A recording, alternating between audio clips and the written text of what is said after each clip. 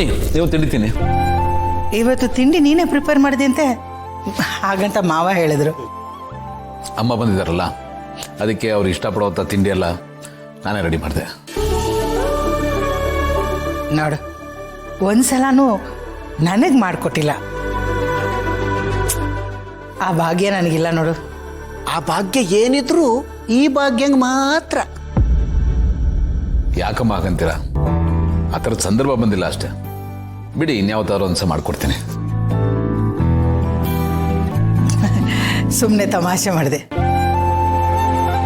ನಿಜ ಹೇಳ್ಬೇಕಂದ್ರೆ ನಿನ್ನಂಥ ಮಗನ ಪಡೆಯೋದಕ್ಕೆ ಭಾಗ್ಯಕ್ಕ ಪುಣ್ಯ ಮಾಡಿದ್ದಾರೆ. ಸಿಸ್ಟರ್, ಆಧುನಿಕ ಶ್ರವಣ ಕುಮಾರ. ಅಮ್ಮ ದೇವರಾದ್ರೆ ಇವನು ಹೊತ್ಕೊಂಡು ತಿರ್ಗಾಡೋ ತೇರು.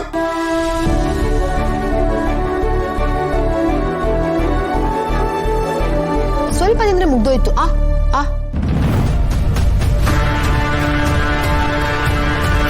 ಏನಾಯ್ತು? ಏನಾಯ್ತು?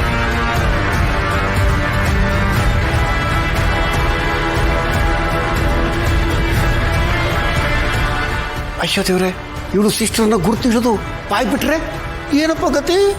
ಅಮ್ಮ ಏನಾಯ್ತು? ಅಣ್ಣ, ನೀವೇನ್ ಗಾಬರಿ ಪಡ್ಬೇಡಿ. ಅಮ್ಮ ಅವಾಗವಾಗ ಹೀಗೆ ಆಡ್ತಿರ್ತಾಳೆ. ಮಾತ್ರೆ ಕೊಟ್ರೆ ಸರಿ ಹೋಗುತ್ತೆ. ನಾನು ನೋಡ್ಕೋತೀನಿ ಅಣ್ಣ. ನೀರು ಕುಡಿತೀಯಾ? ನಾನು ಡಾಕ್ಟ್ರಿಗೆ ಫೋನ್ ಮಾಡಿದ್ದೀನಿ. ಅವ್ರು ಆದಷ್ಟು ಬೇಗ ಅಮೇರಿಕೆಯಿಂದ ಬರ್ತಾರಂತೆ. ಬಂದು ಕೂಡಲೇ ಟ್ರೀಟ್ಮೆಂಟ್ ಕೊಡ್ಸೋಣ. ಈಗ ಅವ್ರು ರೆಸ್ಟ್ ಮಾಡಿ ಕರ್ಕೊಂಡು ಹೋಗು. ಸರಿ ಸರಿ ಬಾಮ್ಮ. ಇದೇಳಿ. ಪಾಪ. ಅಯ್ಯೋ ಪಾಪ.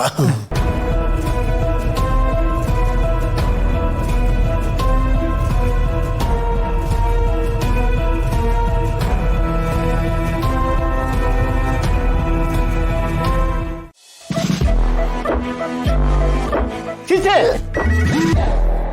ಏನ್ ಸಿಸ್ಟರ್ ನೀನು ಒಳ್ಳೆ ಭಾಗ್ಯ ಅಂತಾರೆ ಬೆಚ್ಚ ಬೀಳ್ತೀಯಲ್ಲ? ನೀನು ಸಡನ್ ಆಗಿ ಜೋರಾಗಿ ಸಿಸ್ಟರ್ ಅಂತ ಕೂಗಿದ್ರೆ ಯಾರಿಗಾದ್ರೂ ಭಯ ಆಗಲ್ವಾ? ಅದಕ್ಕೆ ಬೆಚ್ಚ ಬಿದ್ದೆ. ಅದು ನಿಜ ಅನ್ನೋ. ಸರಿ, ಏನು ಯಾಕಷ್ಟು ಜೋರಾಗಿ ಕಿರಿಸ್ತೆ? ಸಿಸ್ಟೆ, ಆ ಭಾಗ್ಯನ ನಡವಳಿಕೆ ಬಗ್ಗೆ ನಾನು ಡೀಪಾಗಿ ಥಿಂಕ್ ಮಾಡಿ ಒಂದು ಅನಲೈಸ್ ಮಾಡಿ ನೋಡಿದಾಗ ನನಗೆ ಹೊಡೆದದ್ದು ಅವಳ ಮನಸ್ಸಲ್ಲಿ ನೀನು ಆಳವಾಗಿ ಬೇರೂರು ಬಿಟ್ಟಿದ್ಯಾ. ಅವಳ ಮೆಮೊರಿಯ ಎಲ್ಲೋ ಮೂಲೆಯಲ್ಲಿ ಇನ್ನೂ ನೀನು ಇದೆಯಾ. ಅದಕ್ಕೆ ಅವಳು ನಿನ್ ಕಂಡ್ರೆ ವಿಚಿತ್ರವಾಗಿ ಆಡ್ತಾಳೆ. ಸಿಸ್ಟೆ, ನೀನು ಅವಳ ಮೇಲೆ ಅಷ್ಟೊಂದು ಪ್ರಭಾವ ಬೀರಿದ್ಯಾ. ವಿಚಿತ್ರ ಗೊತ್ತಾ ಸಿಸ್ಟೆ, ಅವಳಿಗೆ ಬುದ್ಧಿ ಭ್ರಮಣೆ ಆಗಿದ್ರು ನಿನ್ನ ಕಂಡ್ರೆ ಇಷ್ಟೊಂದು ಭಯ ಬೀಳ್ತಾಳೆ ಅಂದ್ರೆ ನೀನು ಎಂಥ ಟೆರರಿಸ್ಟ್ ಅಂತ ಅರ್ಥ ಮಾಡ್ಕೋ. ಅಣ್ಣ, ಸ್ವಲ್ಪ ಸುಮ್ಮನೆ ಇರ್ತೀಯಾ?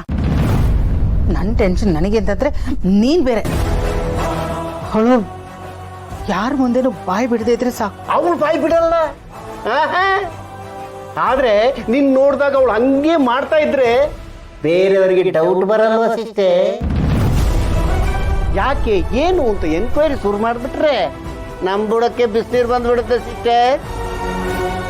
ಆಗ ನಮಗೆ ತಗಲಾಕೊಳ್ಳೋದು ಬಿಟ್ರೆ ಬೇರೆ ಆಪ್ಷನೇ ಇರಲ್ಲ ಸಿಸ್ಟರ್. ಹಾಗಾಗ್ದಿರೋ ತರ ನೀನ್ ನೋಡ್ಕೋಬೇಕು ಸಿಸ್ಟರ್. ನೀನ್ ಏನಾದ್ರೂ ಮಾಡ್ಲೇಬೇಕು. ಮಾಡಬೇಕು ಸರಿ, ಆದ್ರೆ ಏನ್ ಮಾಡಬೇಕು ಅಂತ ನನಗೆ ತೋಚ್ತಾ ಇಲ್ಲ. ಹಿಂಗಂದ್ರೆ ಸಿಸ್ಟರ್, ಇದು ನಮ್ಮ ಅಳಿ ಉಳಿನ ಪ್ರಶ್ನೆ, ಸಾವು ಬದುಕಿನ ಪ್ರಶ್ನೆ. ನಾವು ಉಳಿಬೇಕಂದ್ರೆ ಏನಾದ್ರು ಮಾಡಲೇಬೇಕು. ಮಾಡು ಇಲ್ಲವೇ ಮಣ್ಣಾಗು ಅನ್ನೋ ಸಿಚುವೇಶನ್ ಇದೀವಿ. ಏನ್ ಮಾಡ್ತೀಯ ನೋಡು. ಅವಳಿ ಮನೇಲಿ ಇದ್ರೆ ತಾನೆ ನಮಗ್ ಪ್ರಾಬ್ಲಮ್. ಏನ್ ಮಾಡ್ತೀಯ? ಮನೆಯಿಂದ ಆಚೆ ಕಳಿಸ್ತೀಯ ಇಲ್ಲ ನೇರವಾಗಿ ಮೇಲಕ್ಕೆ ಪಾರ್ಸಲ್ ಮಾಡ್ತೀಯ? ಏನ್ ಮಾಡ್ತೀಯ ಸಿಸ್ಟರ್? ಅವಳಿಗೆ ನಾನು ಕಂಡ್ರೆ ಭಯ ಅಲ್ವಾ, ಅದನ್ನ ಇಟ್ಕೊಂಡೇ ಆಟ ಆಡ್ತೀನಿ. ಮುಂದೆ ಏನಾಗುತ್ತೆ ಅಂತ ನೋಡ್ತಾ ಇರು. ಏನ್ ಸಿಸ್ಟರ್ ಇದು? ಏನೋ ಭಾರಿ ದೊಡ್ಡ ಪ್ಲಾನ್ ಮಾಡ್ದಂಗಿದೆ. ಏನ್ ಮಾಡ್ತೀಯ ಸಿಸ್ಟರ್? ಈ ಕೆಟ್ಟ ಹಲ್ಲು ನೋವು ಬೇಕಾದ್ರೆ ತಡ್ಕೋಬಹುದು, ಆದ್ರೆ ಕ್ಯೂರಿಯಾಸಿಟಿ ತಡ್ಕೊಳ್ಳೋದು ಬಹಳ ಕಷ್ಟ. ಹೇಳು ಸಿಸ್ಟರ್, ಏನ್ ಮಾಡ್ತೀಯ? ಹೇಳಿ ಮಾಡಿದ್ರೆ ಏನ್ ಮಜಾ ಇರತ್ತಣ್ಣ. ಮಾಡಿ ತೋರಿಸಿದ್ರೆ ಮಜಾ ಇರತ್ತೆ. Just wait and watch.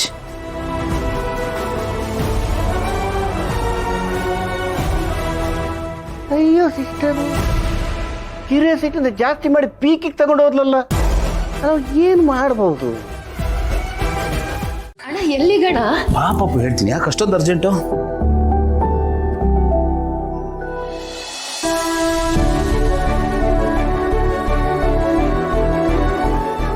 Rakhi. ನೀನು ನನಗೆ ಕಟ್ಟಬೇಕಾಗಿರೋ ರಾಖಿ. ಇಷ್ಟು ವರ್ಷ ನಿನಗೋಸ್ಕರ ನಾನು ಬಾಕಿ ಉಳಿಸ್ಕೊಂಡಿರೋ ರಾಖಿ. ಏನ್ ಗೊತ್ತಾ ಪುಟ್ಟ, ಇಷ್ಟು ವರ್ಷ ನೀನು ನನ್ನ ಜೊತೆ ಇರಲಿಲ್ವಲ್ಲ, ಅದಕ್ಕೆ ನಿನ್ನ ನೆನಪಲ್ಲಿ ಪ್ರತಿ ವರ್ಷ ಒಂದೊಂದು ರಾಖಿ ಎತ್ತಿಡ್ತಾ ಇದ್ದೆ. ನೀನು ಯಾವತ್ತೋ ಒಂದು ದಿವಸ ಸಿಗ್ತೀಯ, ಆಗ ಎಲ್ಲ ರಾಖಿನೂ ಒಟ್ಟಿಗೆ ಕಟ್ಟಿಸ್ಕೋಬೇಕು ಅಂತ.